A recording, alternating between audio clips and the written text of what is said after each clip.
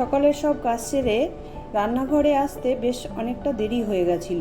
কি রান্না করব ভেবে পাচ্ছিলাম না, তাই সহজেই বানিয়ে নিলাম ডিমের ঝোল। আলু আর ডিমটা প্রেসারে সেদ্ধ করে নিয়েছি তাড়াতাড়ি হবে বলে। ডিম আর আলু সেদ্ধ হওয়ার পর খোসাটাকে ছাড়িয়ে নিলাম।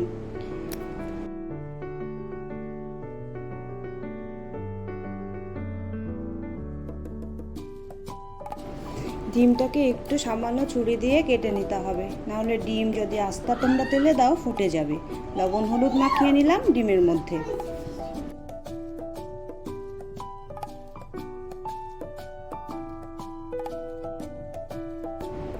কড়াতে তেল গরম করে ডিমগুলোকে ভেজে নিলাম। সোমবারে দিয়ে দিলাম দুটো শুকনো লঙ্কা, জিরে, তেজপাতা, পেঁয়াজ কুচি।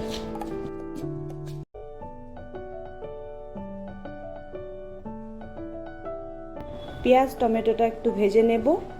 ভেজে নিয়ে অ্যাড করে দেব জিরে বাটা, ধনে বাটা, লঙ্কা বাটা, সব দিয়ে ভালো করে আবারও কষিয়ে নেব।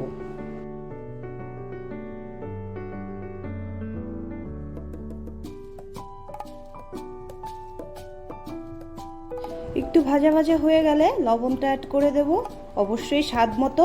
সঙ্গে হলুদটাও অ্যাড করে দেব, আদা বাটাটাও অ্যাড করে নেব। আর একটু ভেজে নিয়ে ডিম আর আলুটা কষিয়ে ঝোল দিয়ে দেব পরিমাণ মতো।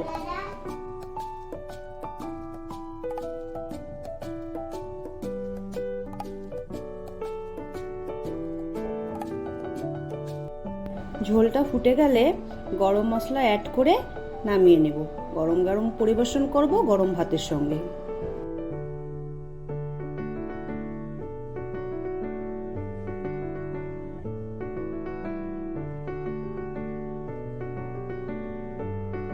খুব সহজেই বানিয়ে নিন এই ডিমের ঝোলটা, খেতেও খুব সুস্বাদু।